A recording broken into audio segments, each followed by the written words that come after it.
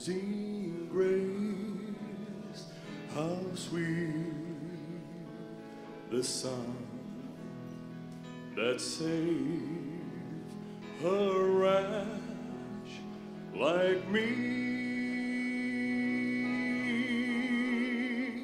I once was lost, but now I found. Was blind, but now I see.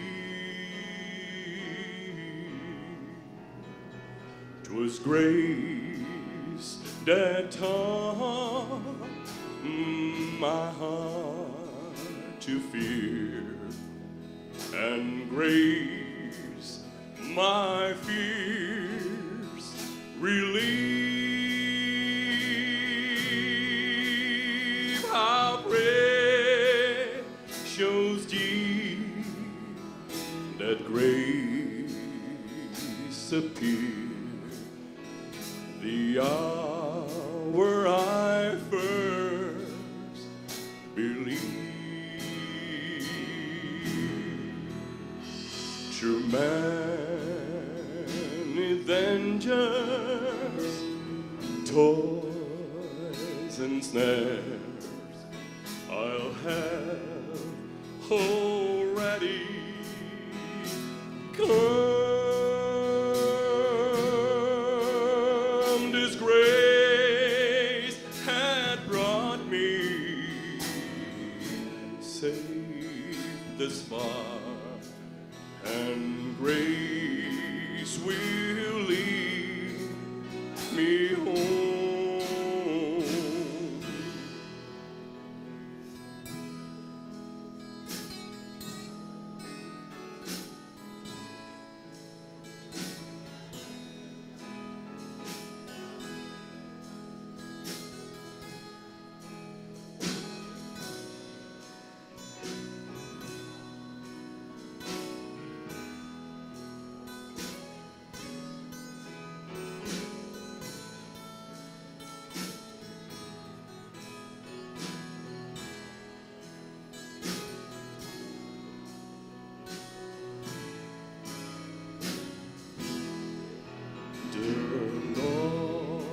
Had promised good to me.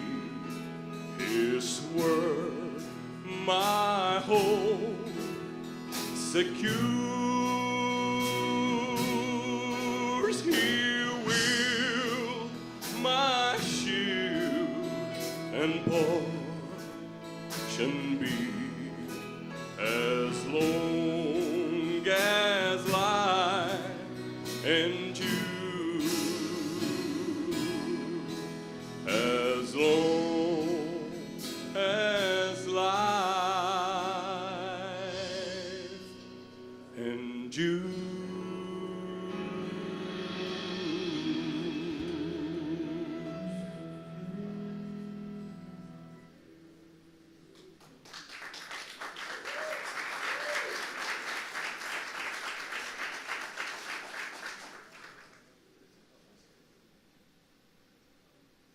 Essa música que a gente vai tocar agora chama É Tua Graça. Talvez muitos de vocês já conheçam, tem um pouquinho mais de 10 anos, foi gravada por um grupo chamado Vencedores por Cristo, e quem compôs é colega nossa aqui da casa, Luciano Manhães. Então a gente vai tocar essa música, fiquem à vontade para acompanhar quem conhecer.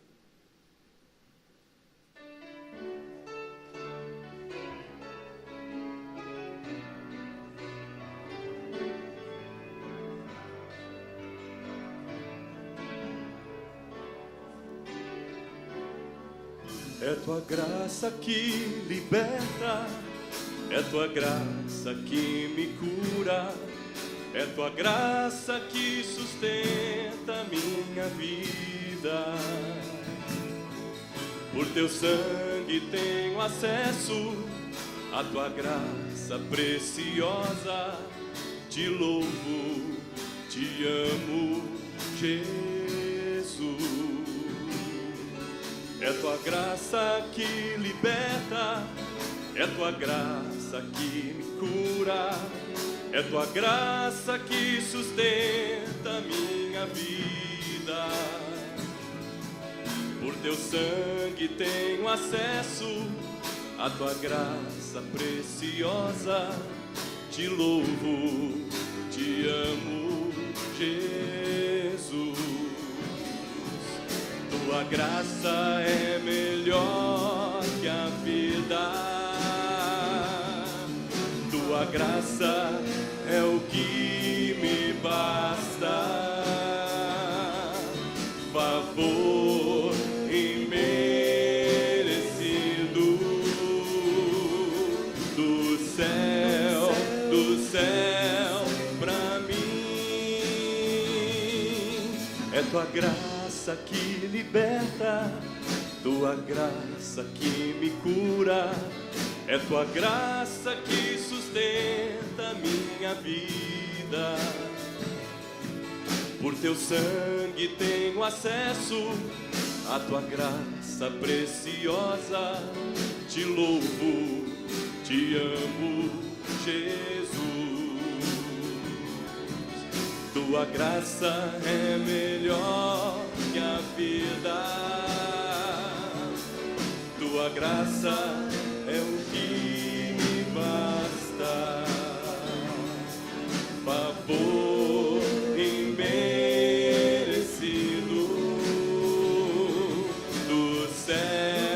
do céu pra mim.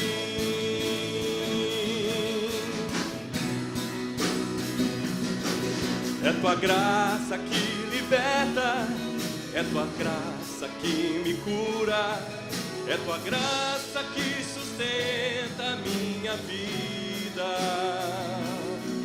Por teu sangue tenho acesso à tua graça preciosa. Te louvo, te amo, Jesus. Te louvo, te amo, Jesus. Te louvo, te amo, Jesus.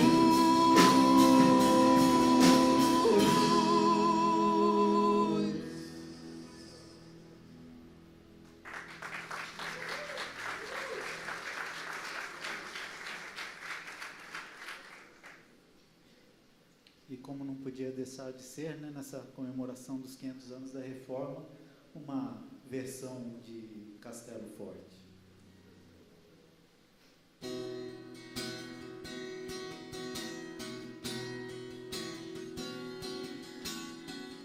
A mighty fortress is our God, a bulwark never falling. Our helper, he amid the floods of mortal use prevailing. For still our ancient foe doth seek towards us woe, his craft and power great, and armed with cruel hate. On earth is not equal. Oh, oh, oh,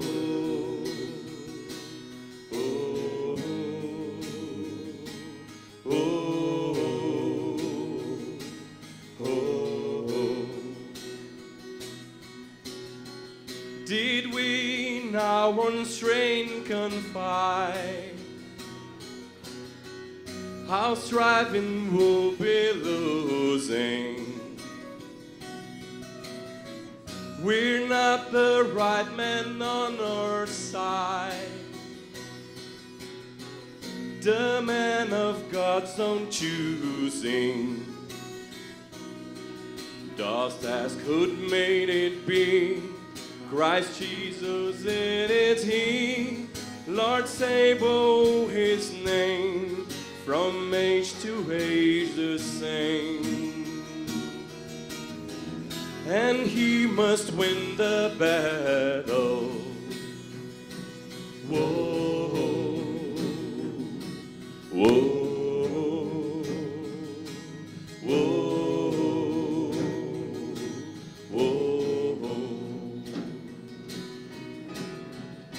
And though this world will devils file, should threaten to undo, we will not fear, for God hath with His truth to triumph through us.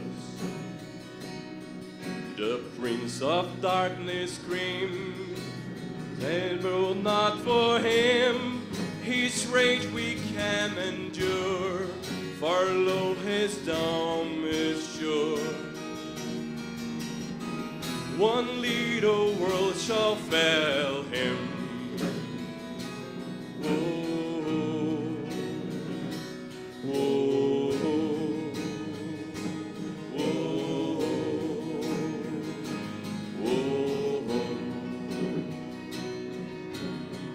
That word above all worldly powers, no thanks to them be there. The Spirit and the gifts are ours, through Him who with us abide. Let's go then, kingdom go, this mortal life also, the body they may kill, His kingdom is still. His kingdom is forever. Whoa.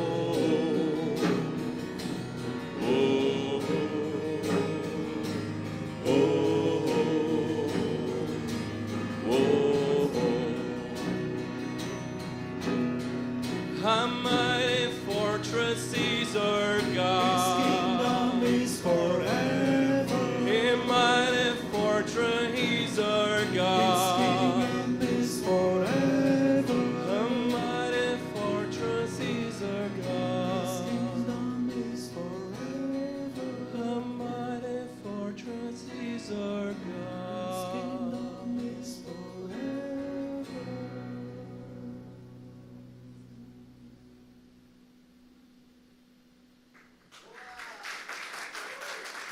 Obrigado, obrigado.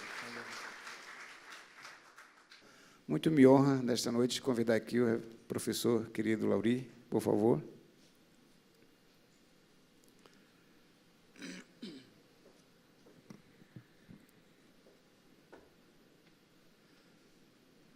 O professor Lauri, para muitos talvez que o conheçam, aqui que eu sei que muitos o conhecem, foram seus alunos, orientados por ele, dispensaria até a apresentação, apenas quero dizer que é um dos grandes mestres que eu conheci na UMES, no Metodista, origem luterana, profundo conhecedor do tema que vai abordar a reforma, e certamente teremos uma noite muito abençoada. Ao longo da fala, podem ir preparando as perguntas, como sempre haverá 3 a 4 perguntas depois, e ficaremos mediando as perguntas e passaremos a ele. Sem muitas delongas, professor, doutor Lauri, por favor, seja bem-vindo à nossa casa, que também é sua. Obrigado pelo convite. E acho que a gente está diante de um ano de jubileu, né, que, de certa forma, convida a uma reflexão mais intensa, como normalmente acontece em anos de jubileu. E, nesse sentido, eu me sinto muito honrado em participar desse evento. Vou, acho que, pegar esse microfone aqui. E eu já quero pedir desculpas, que, na verdade, eu queria preparar um PowerPoint, mas eu não tive tempo de fazer isso. Então, eu vou lendo o texto, e, para compensar isso um pouquinho, eu estou projetando o texto aí, se vocês puderem acompanhar. Eu vou sentar aí, assim vocês não precisam ficar olhando para mim, podem olhar para o texto, né? E eu vou tentar ficar dentro do tempo, e talvez algumas partes eu pule do texto e faça alguns comentários para ganhar tempo. Já vou fazer isso no início, primeiro parágrafo. Na verdade, quando a gente fala de protestantismo na América Latina, a gente faz algumas, isso sugere algumas coisas. Primeiro, nós falamos do século XIX em diante. E segunda, a gente costuma caracterizar isso, tipificar em 3 grandes grupos. O protestantismo de imigração, da onde eu venho, o protestantismo de missão e o pentecostalismo. Era de se esperar, portanto, que até o século XIX o pensamento da reforma protestante tivesse pouca influência na América Latina. Basta lembrar que algumas obras de Lutero e Calvino foram traduzidas para o espanhol ou português somente na segunda metade do século XX. Com pouquíssimas exceções, são editoras ligadas às igrejas protestantes que divulgam estas obras, o que sugere que sua circulação seja bastante restrita e destinada prioritariamente aos fiéis destas igrejas. Contudo, a reforma protestante do século XVI e seus desdobramentos posteriores influenciaram decisivamente os rumos do cristianismo que se instalou na América Latina desde os primeiros intentos de cristianização do continente no período colonial, em pelo menos 2 horizontes de sentidos que pautaram os imaginários não só religiosos, coloniais das colônias ibéricas do continente. Por um lado, agora pulou um pouquinho demais aqui,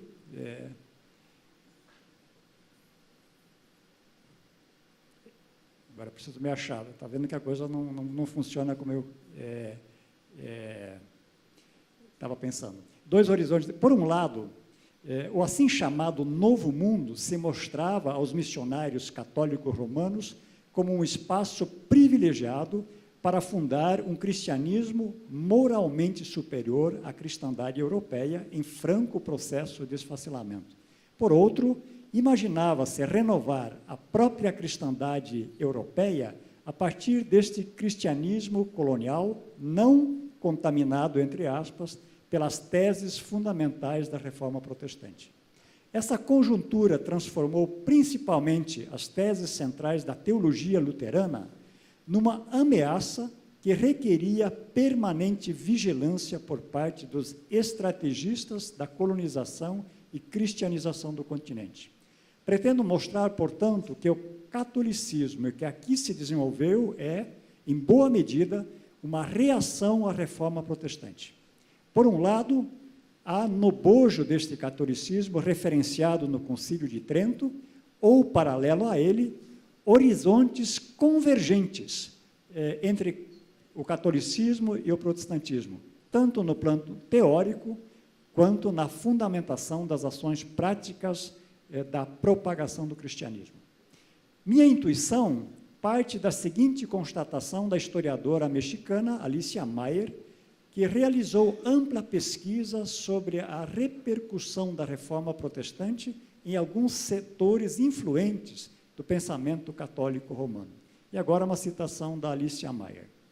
Também na Nova Espanha se manifestou a intencionalidade reformista, mas desde dentro da Igreja Romana.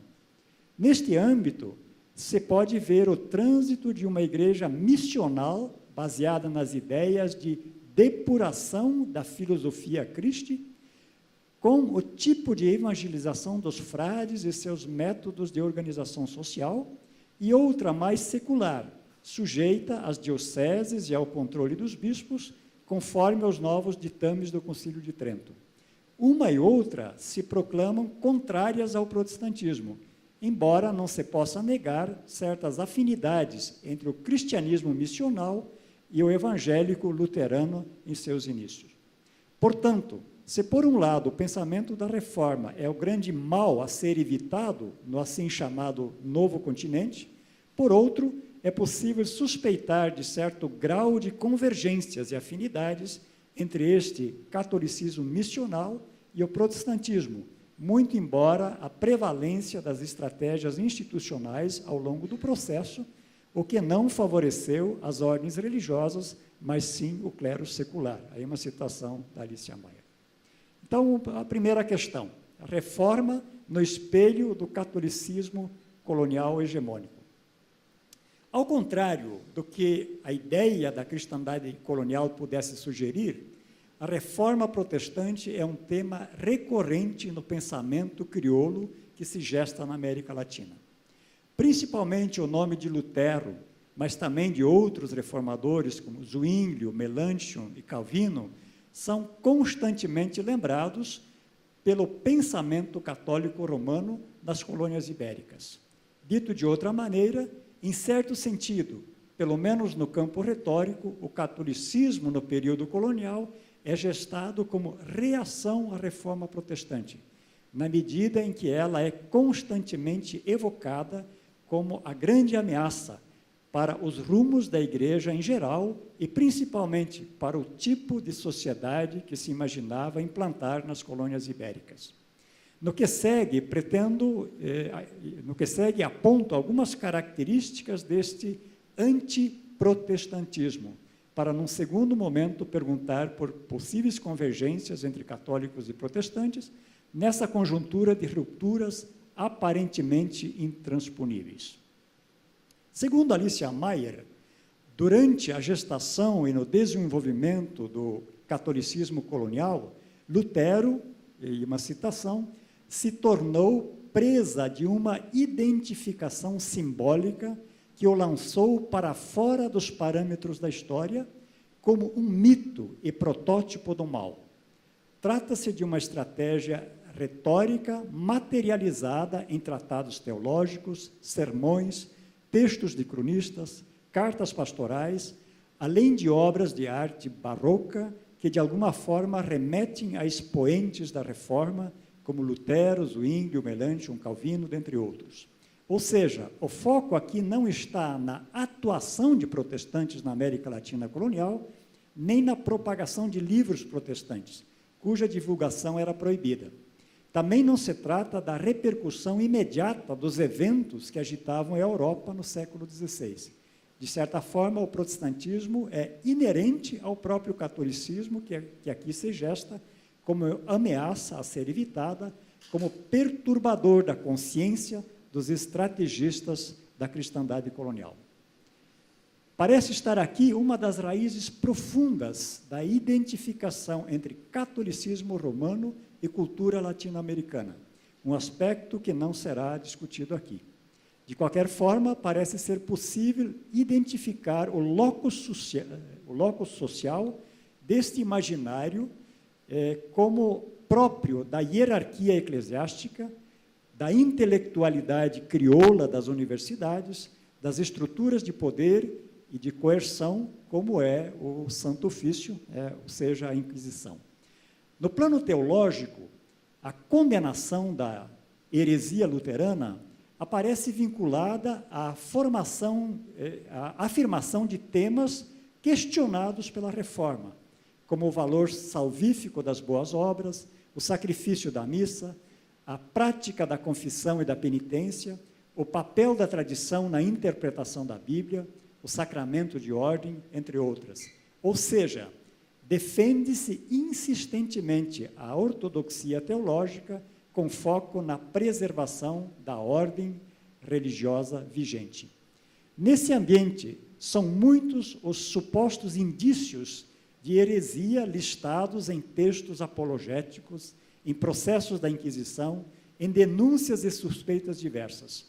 Por exemplo, falar bem de Lutero, negar o livre-arbítrio, rechaçar a autoridade dos santos, vociferar contra ou destruir imagens sagradas, não assistir procissões e missas, não recitar orações em latim, não frequentar os sacramentos. Isso tudo são indícios de um perigo de heresia luterana.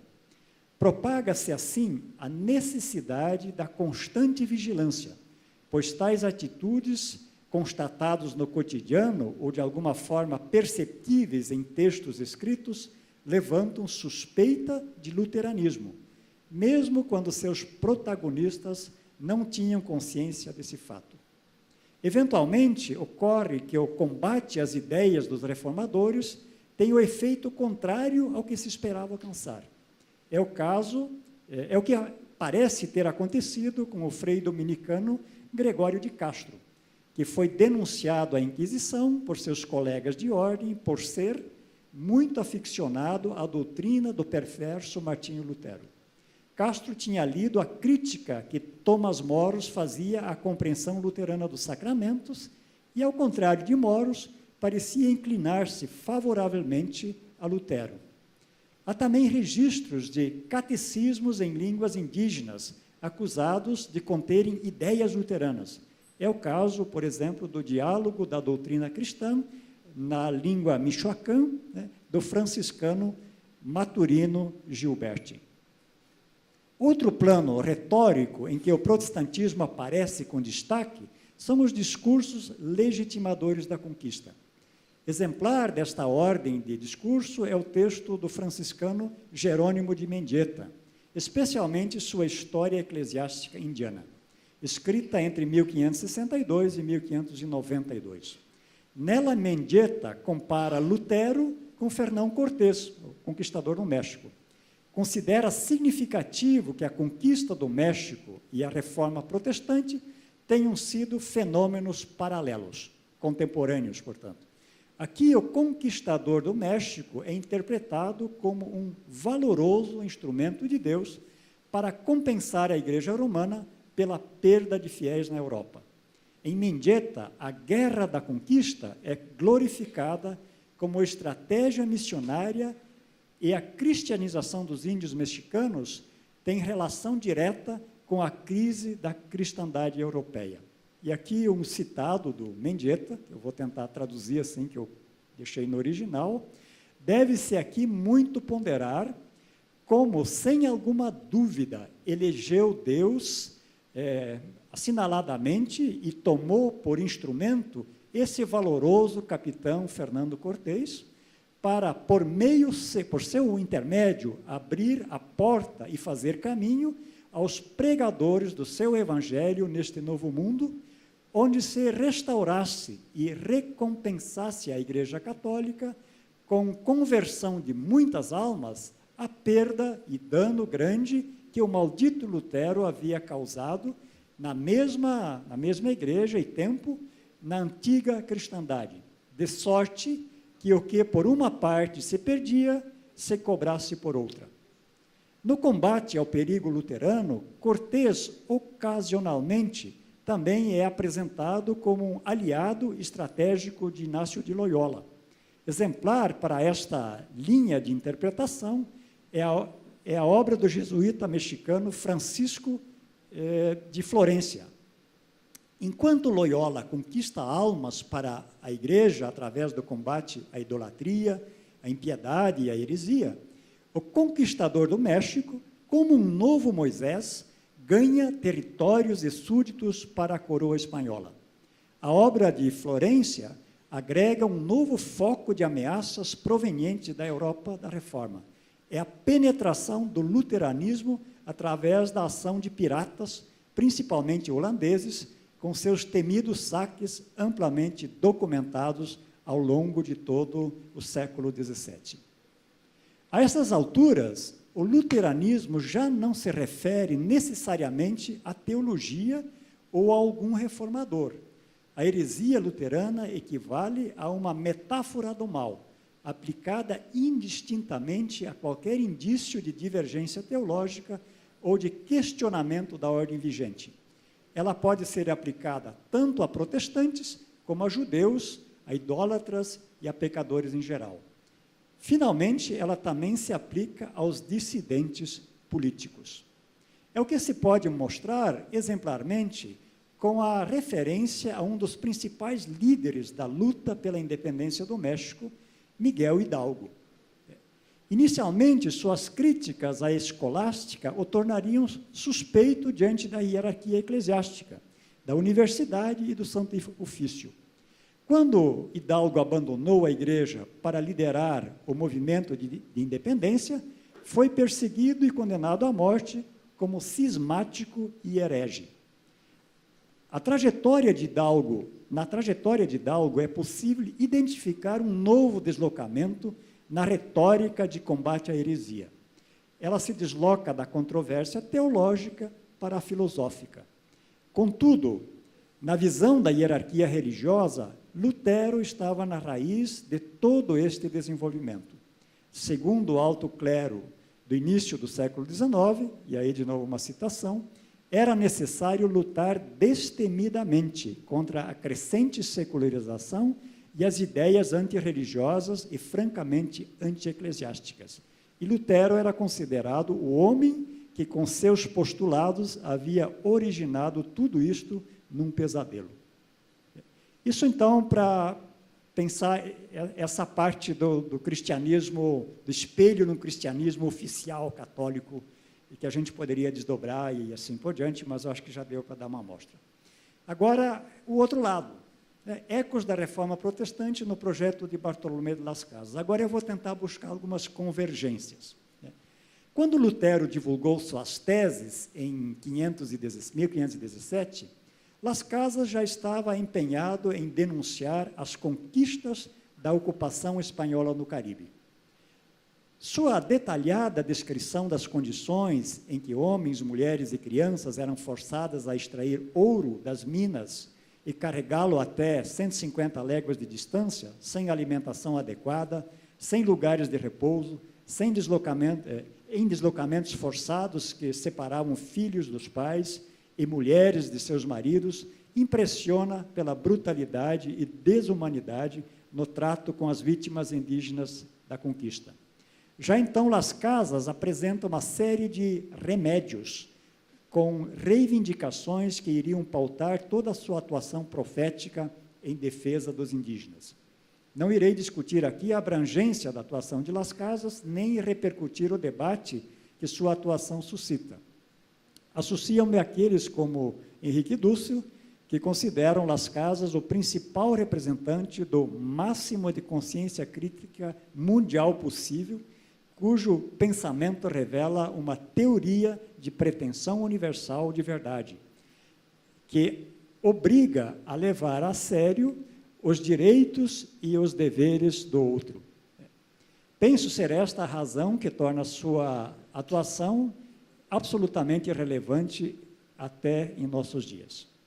Os pontos de contato entre Lutero e Las Casas não se restringem ao fato de terem vivido no mesmo período histórico no século XVI. Tomás de Viu, o cardeal Caetano, dominicano como Las Casas, que interrogou Lutero em Estrasburgo em 1518, era também responsável pelo envio dos freis de sua ordem para um novo mundo. Não consegui averiguar se há contatos mais diretos entre Caetano e Las Casas, mas esse detalhe me parece relevante, pois sugere que não só haver uma relação entre o combate à reforma protestante na Europa e a preocupação pela cristianização dos povos conquistados pelos espanhóis, como ficou demonstrado acima, mas que essas duas frentes de ação, em parte, eram levadas a efeito pelos mesmos atores históricos. Tanto mais surpreendente, me parece, ser o fato de a reforma protestante não ser um tema relevante nos escritos de Las Casas, pelo menos não naqueles referentes à cristianização do mundo. E aí eu vou pular um pouquinho, esses detalhes aqui não interessam tanto. Nos textos que respaldam este ensaio, as referências de Las Casas à reforma protestante aparecem mais como argumento indireto na defesa dos índios do que um tema de debate propriamente dito. Isso pode ser visto, por exemplo, no seu posicionamento referente à fracassada tentativa de estabelecer uma colônia alemã na atual Venezuela. Entre 1528 e 1546, no âmbito de uma negociação de dívidas, a Casa Comercial Welser de Augsburgo recebeu da coroa espanhola autorização para colonizar e explorar parte do território hoje correspondente à Venezuela. Las Casas é um crítico deste arranjo. Numa carta de 15 de outubro de 1535, escrita em Granada, na Nicarágua, e dirigida a uma pessoa não identificada da corte espanhola, ele se refere à Venezuela como uma terra firme que os, citação, alemães se encarregaram de roubar e destruir com delitos e estragos que os demônios não fariam pior. sugere que o rei da Espanha está sendo mal aconselhado quando toma decisões desta natureza, e nesta linha de argumentação levanta a suspeita de que os alemães que devastam aqueles territórios poderiam ser luteranos. E aí uma citação de Las Casas: são estes os pregadores que o rei envia a converter os que lhes são confiados? Ele não se dá conta também que eles já hoje têm roubado, ou ao menos têm feito mais danos que vale toda a Alemanha? Também se diz por aqui que os alemães que por ali têm andado são todos hereges e paridos por aquela besta fera do Lutero. Parece a vossa senhoria que aqueles tais salvarão os índios com a sua conversão, assim como lhes dessem a vida? Como ocorre em outras controvérsias sustentadas por Las Casas, também aqui o foco da argumentação é a defesa da vida das vítimas da conquista. A referência a Lutero só faz sentido como reforço desse argumento. Em outras palavras, o foco das críticas aos hereges e paridos por aquela besta fera de Lutero não está no fato de serem hereges, mas na atuação prática e concreta desses conquistadores que massacram os indígenas e destroem suas condições de vida. Isso fica ainda mais claro na sequência do texto, quando Las Casas sustenta que a conquista e não a evangelização é o objetivo de todas as incursões por terras indígenas na Nova Espanha. Só que aqui ele compara os espanhóis aos muçulmanos, que no tocante ao trato dos povos conquistados por eles, se mostrariam menos cruéis. E aí, de novo, a sequência da citação. Não é este, Senhor, o caminho de Cristo, não a maneira de pregar seu evangelho, não o modo e o costume de converter as almas, mas é a via que tomou Maomé, e ainda pior, que Maomé, que dizia ter vindo em paz, aqui no latim, porque aos que por armas subjugava e que criam em sua seita, dava a vida. Aqui os índios que com alegria e de boa vontade se submetem e recebem a seu Deus, os espanhóis despedaçam e infernizam suas vidas. Por que Las Casas lembra de Maomé imediatamente após referir-se a Lutero? Esse me parece um detalhe nada fortuito. Como vimos acima, a chamada heresia luterana era constantemente lembrada pelos ideólogos da cristianização da América Latina como uma ameaça e um perigo para o projeto colonial em curso. Nesta ordem de discursos, luteranos, judeus e muçulmanos, como mais tarde os modernistas, emergem indistintamente como inimigos a serem combatidos. Pelo visto, Las Casas não reproduz essa lógica do discurso colonial. Ao contrário, ele se vale desses estereótipos como uma espécie de espelho para desmascarar a desumanidade da conquista em curso. Visto a partir das vítimas da conquista, todos os conquistadores são hereges, sejam eles cristãos, muçulmanos ou judeus. No plano discursivo, ou se assim quisermos, no método teológico, temos aqui certa semelhança entre Las Casas e o calvinista Jean de Liry, o primeiro protestante a discutir a expansão europeia no assim chamado Novo Mundo, partindo de suas vivências entre os indígenas Tupinambá da costa brasileira. Ou seja, ambos conseguem, tanto Liry como Las Casas, conseguem dialogar com outras culturas e delas extrair elementos que lhes permitem esboçar um pensamento crítico em relação à própria cultura em que estão situados, com foco prioritário nas vítimas que essa cultura produz. Nesse sentido, seria interessante detalhar o que Las Casas entende por caminho de Cristo. Esse parece ser um ponto importante de convergência entre o pensamento de Las Casas e Lutero, na medida em que ambos imaginavam e propugnavam uma sociedade impactada pela fé, ainda que ancorada em realidades históricas completamente diferentes. Comum nesse imaginário seria, então, um pensamento teológico a partir da vida das vítimas e que permitiria ver tanto a Las Casas como a Lutero como críticos do sistema emergente, o que me parece mais relevante que encarcerá-los nas controvérsias teológicas da época, típicos da cristandade medieval em decomposição. A mesma lógica argumentativa que relaciona Lutero à conquista da Venezuela pelos Welser, Las Casas aplica em outras referências, ou seja, acusar os ideólogos da conquista espanhola de luteranos é um recurso retórico, cujo foco não está na reforma protestante, mas na defesa das vítimas da conquista. Em outras palavras, como o combate à heresia luterana era ostentada como um dos eixos legitimadores do colonialismo espanhol, Las Casas se vale destes recursos para igualar os conquistadores e seus ideólogos aos hereges que eles diziam combater.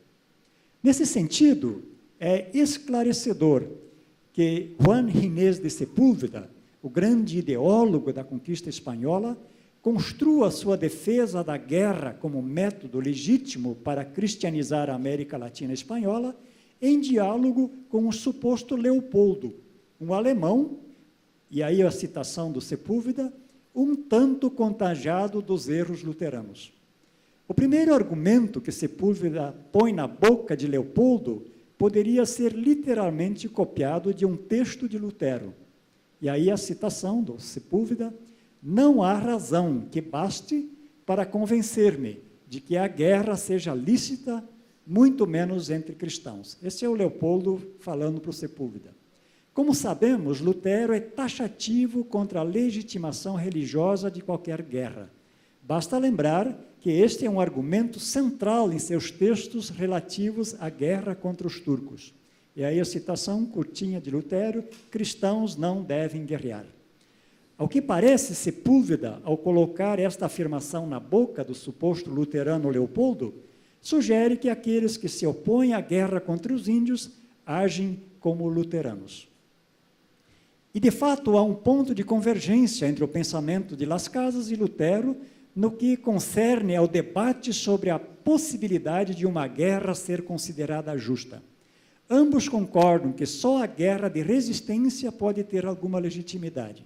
Para Lutero, a guerra é uma questão de Estado e restrita ao âmbito das relações políticas, sem possibilidade de ser legitimado religiosamente.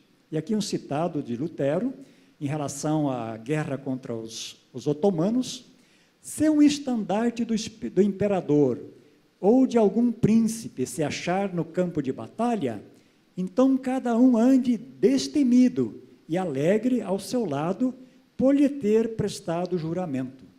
Se, contudo, o estandarte de um bispo, cardeal ou papa estiver presente, aí fuja e diga: eu fora, nada tem a ver com isso. Da mesma forma, para Las Casas não é possível combater outros povos porque praticam uma religião diferente daquela dos cristãos, pois, segundo ele, não há, nem nos textos sagrados, nem na tradição cristã, fundamentação para tal postura.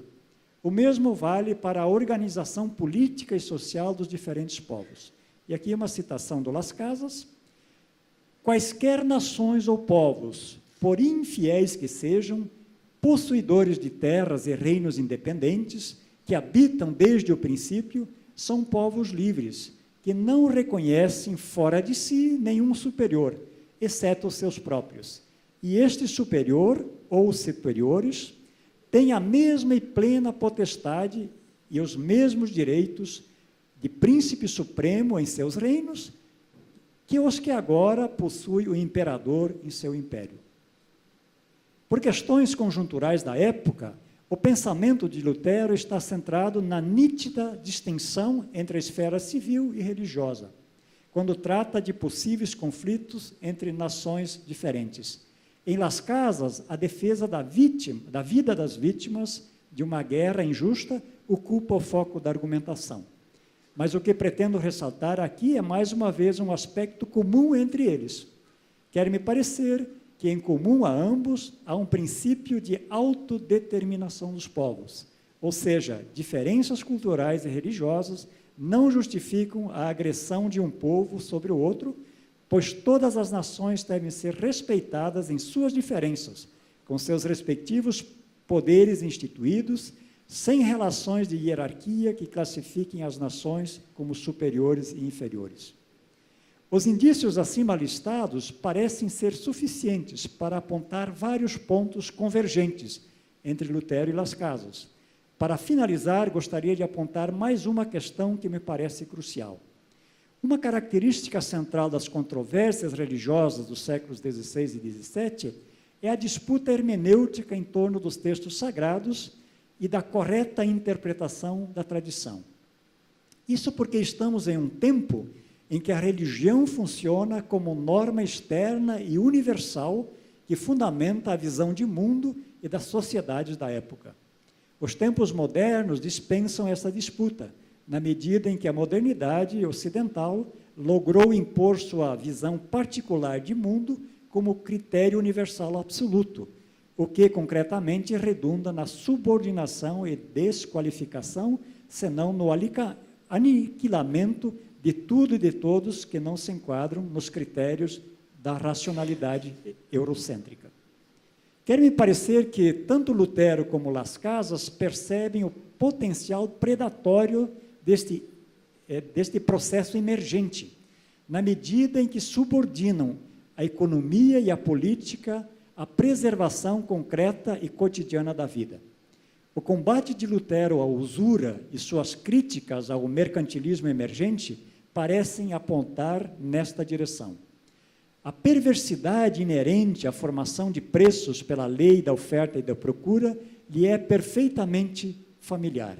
E agora uma citação de Lutero: por causa da sua ganância, está falando dos banqueiros emergentes, a mercadoria precisa custar tanto mais quanto maior for a necessidade do próximo, de modo que a necessidade do próximo acaba definindo o preço e o valor da mercadoria.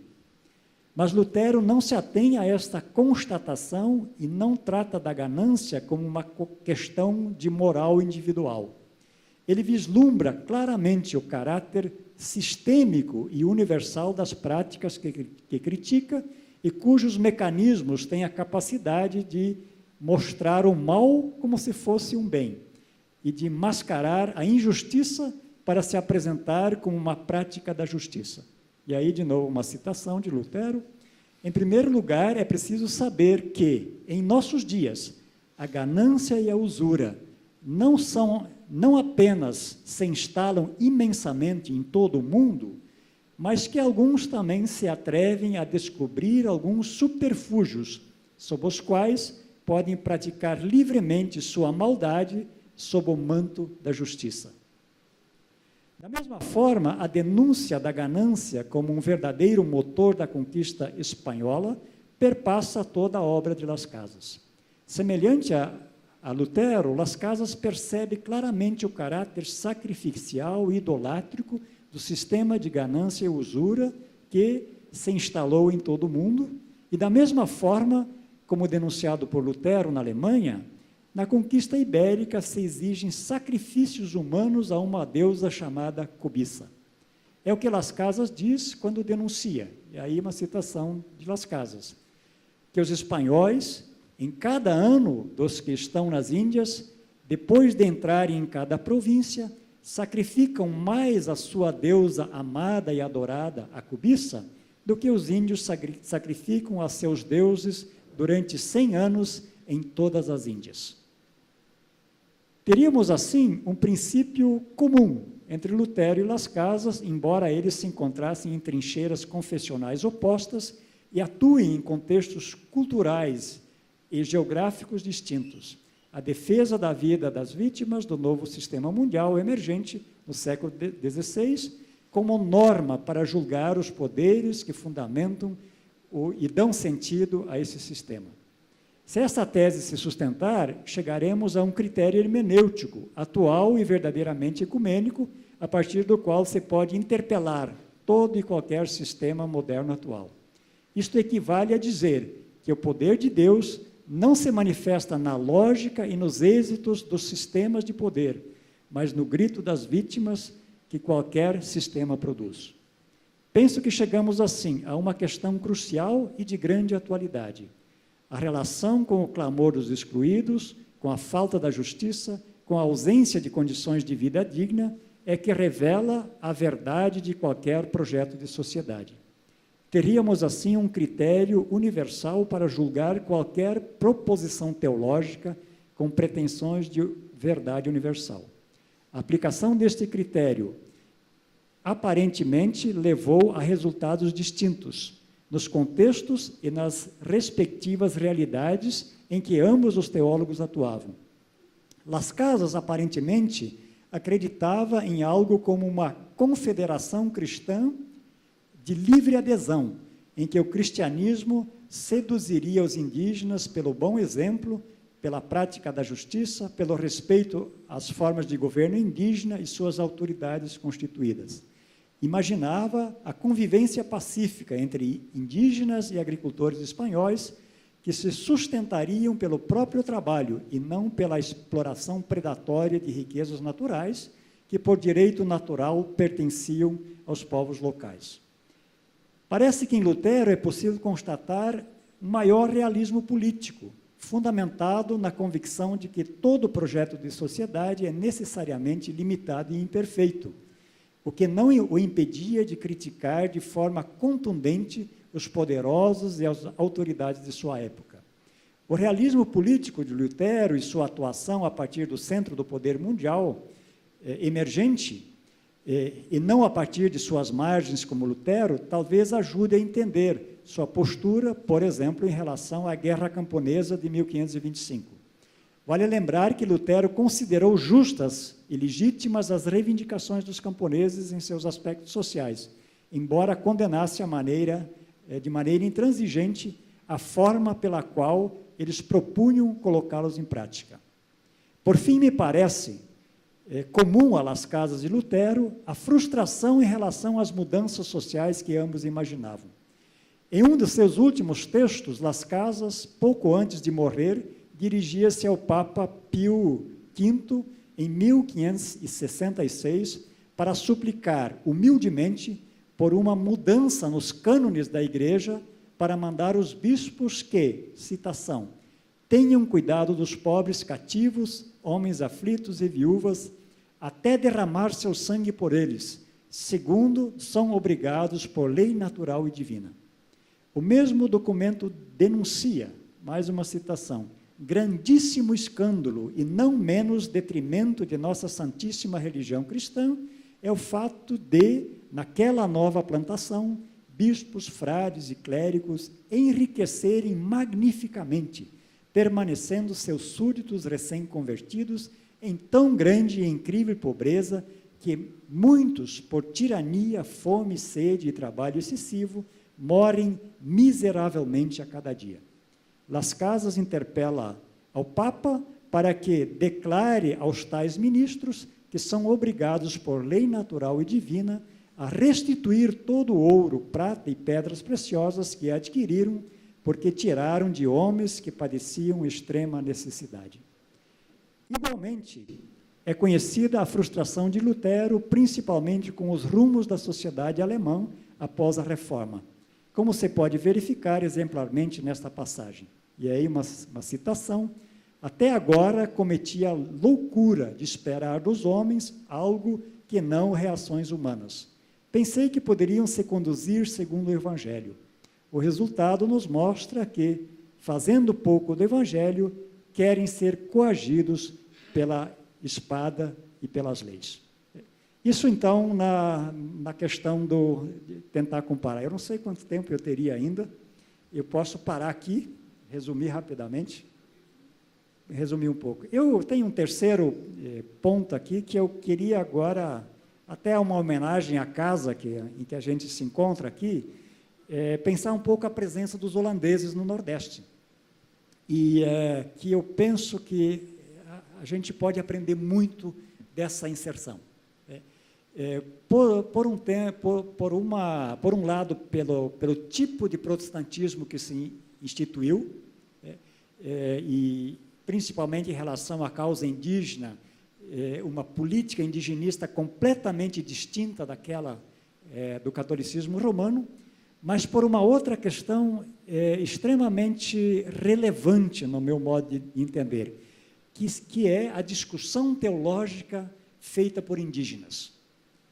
E a gente tem aí como documentos as chamadas Cartas Tupi. O que é que a gente tem? Um debate entre Pedro Poti, por exemplo, um indígena que aderiu à causa holandesa, que viveu durante 5 anos na Holanda, e que voltou e se tornou um general do exército holandês aqui. Mas ele tinha parentes do mesmo povo, que eram católicos e também comandantes de tropas católicas na Reconquista. E a gente tem troca de correspondência entre esses dois parentes. E aí se discute teologia. Eu vou passar isso rapidamente, assim, não vou ler as cartas tupis, deixo aí como um desafio para vocês pensarem o debate entre Pedro Tupi e Felipe Camarão. Eu vou terminar lendo uma parte em que, depois que os holandeses se retiraram, embora na rendição dos holandeses se tivesse declarado indulto aos indígenas que aderiram à ocupação holandesa, os indígenas não acreditaram nisso e entraram floresta adentro. E uns 10 anos depois se encontra um povo indígena no interior, de onde hoje é o Piauí, que são evangélicos, indígenas evangélicos. Por isso o título aqui é Uma Genebra em Plena Selva. Isso é uma frase do padre Vieira, que instituiu uma missão de recristianização desses hereges. Existe um livro do padre Vieira que se chama Missão Ibiapaba, que é a serra onde é que esses indígenas se encontram. E aí uma citação do padre Vieira, e eu continuo lendo aqui. Chegam lá, eu até vou ler um pouquinho antes, aqui as explicações do padre Vieira. Deixa eu me achar aí. O povo potiguar, aliado dos holandeses, se retira então o sertão adentro, depois da rendição. É acolhido e admirado pelo povo tabajara, e aí citação do Vieira, por saberem ler e trazerem consigo alguns livros, por isso eles são acolhidos. Vieira relata vários episódios que podem indicar para uma certa reelaboração dos enunciados fundamentais do cristianismo por lideranças indígenas em meio ao conflito da conquista colonial. Podíamos falar da possibilidade de um cristianismo indígena que emerge das dinâmicas locais e da defesa das vítimas, por exemplo, de um cristianismo paulino, como o cristianismo paulino dos primeiros séculos da era cristã. E aí, eis um destes episódios. E aí uma citação do Vieira. Exortava o padre a certo gentil velho que se batizasse. E ele respondeu que o faria para quando Deus encarnasse segunda vez. E, dando o fundamento do seu dito, acrescentou que, assim como Deus encarnara uma vez em uma donzela branca para remir os brancos, assim haveria de encarnar outra vez em uma donzela indígena, para remir os índios. E que então se batizaria. Para a perplexidade de Vieira, essa esperança messiânica indígena não se restringe à imaginação teológica. Ela revela uma postura de resistência das vítimas da conquista, não ao Deus dos europeus, mas à dominação praticada pelos crentes europeus deste Deus. E aqui Vieira se refere a uma profecia dos seus letrados, aqueles indígenas que sabiam ler, quando afirmam, citação, que Deus quer dar uma volta a este mundo, fazendo que o céu fique para baixo e a terra para cima. E assim os índios hão de dominar os brancos, assim como agora os brancos dominam os índios. Isso é discurso protestante do século XVII. Mas também aqui se repete no nível local o que uma tendência geral na invasão europeia, o que é uma tendência geral da invasão europeia na América Latina. Os saberes locais são abortados e subsumidos à lógica do processo colonizador. Vieira relata que todos esses protestantes foram submetidos a um programa de recatolização, ao qual eram obrigados pela força e pelo braço dos padres, quando não o faziam voluntariamente. Muito obrigado.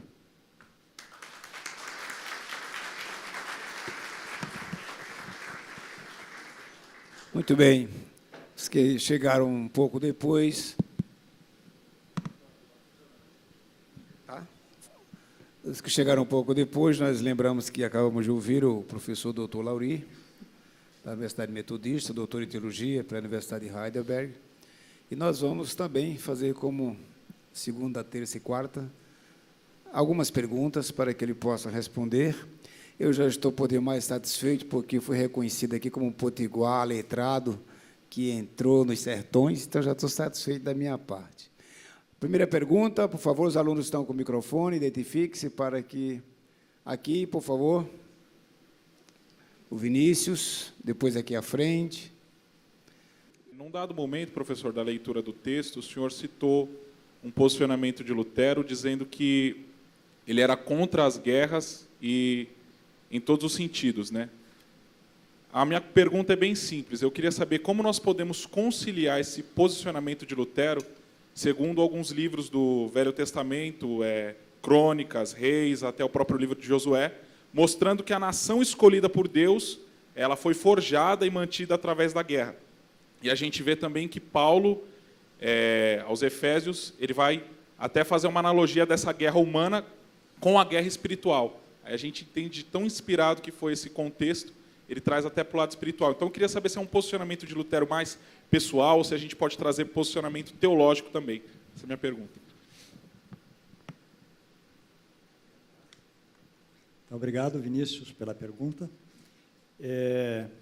Uma das características do pensamento luterano é que ele forja toda a sua teologia respondendo a questões muito concretas. Ele não tem a rigor, a gente não tem uma teologia sistemática luterana, como a gente tem, por exemplo, em Calvino. Isso é obra de luteranos posteriores. Como é que ele vê a questão da guerra? Ele tem um realismo histórico. Quer dizer, a guerra, ela existe, ela é inevitável, só que para Lutero a guerra é uma questão política. E ela sempre é expressão do pecado humano. Então, como ele vai dizer nesse citado curto, aí ele vai dizer, se você for chamado pelo seu príncipe para ir para a guerra, você tem que ir, como cidadão, porque você deve obediência a esse príncipe e assim por diante. Então, você tem que ir, mas isso é uma questão de ordem política.